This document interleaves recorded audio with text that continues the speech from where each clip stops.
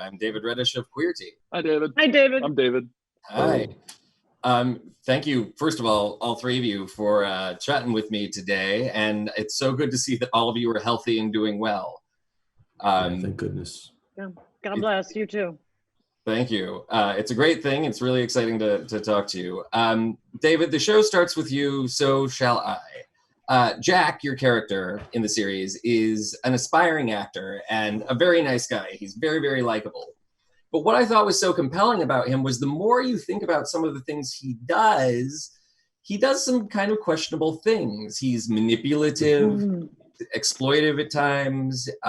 He sort of ignores his wife and some very important messages she's trying to send him. So all of that is to ask, do you think of him as a good guy or a bad guy? Well, David, what an incisive and insightful question. I think of him as a good guy. We're taught in theater school that you're never allowed to judge your character. And everybody thinks that they're the good guy. I think the fun thing about playing Jack is that while he does do all kinds of things for all kinds of reasons, he thinks of himself as somebody who has a strict moral code that he abides by and he tries to live up to. He also knows that he's not perfect and he's only doing his best. I think the fun thing to watch is how his moral code changes over the course of the show as he's exposed to these colorful characters of, Ernie and Avis and Jeremy's character, Archie, and the director, Raymond, Darren's character. He definitely by the end is doing things that wouldn't have been acceptable to his original self, but it's the expansion and the shifting of his moral code in relation to these other people who I think he really sees as good people, that allows him to get away with all of these fun antics over the course of the show. Sure. Patti, in this, you play Avis, a character David just mentioned. She's a former silent film actress who's now married to the head of a studio. Watching the show, it's very hard not to think about how close this character is to somebody like Gloria Swanson or Norma Desmond, a role with which you have some history. I saw you traipsing around in a turban in your basement recently on Twitter, in fact.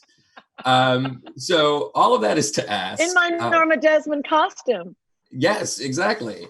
Is it a surreal feeling to approach a similar character like that? Is it vindicating? Well, actually, I didn't associate her at all with Norma Desmond. Okay. No, I didn't. It's because the prototype for this would have been Irene Selznick.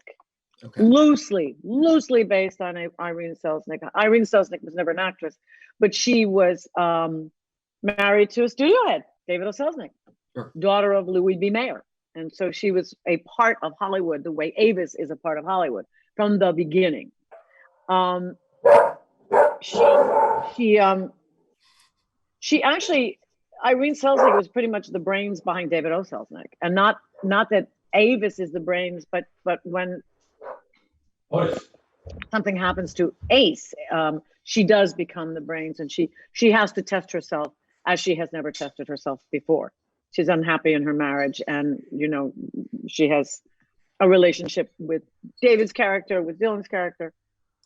So she doesn't discover her power until it's upon her, as opposed to Gloria Swanson as Norma Desmond, who she's trying to recall. She's trying to, regain the celebrity or the power or the glamour or the stardom. This woman has something thrust upon her, and it's how she handles it.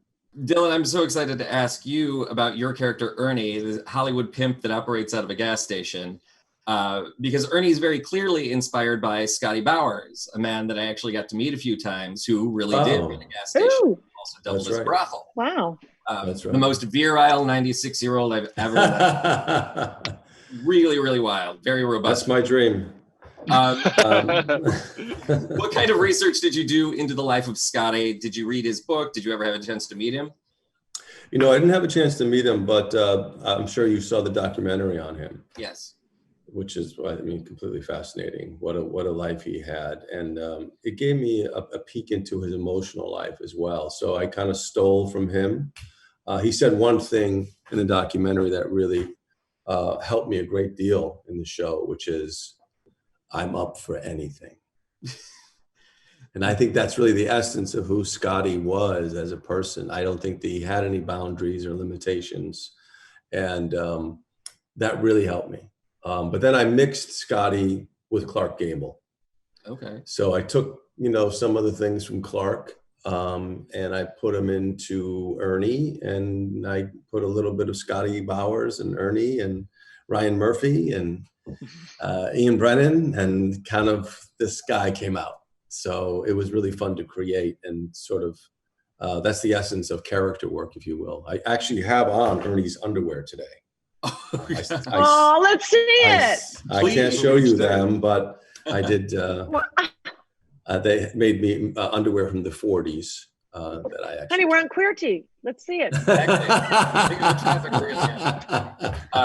No, thank you, all three of you, so much. Congratulations. The show's absolutely wonderful. I just devoured it. And stay safe through all of this. Thank you. Yes, you too. Thank you. Pleasure. Bye-bye. Thanks, David.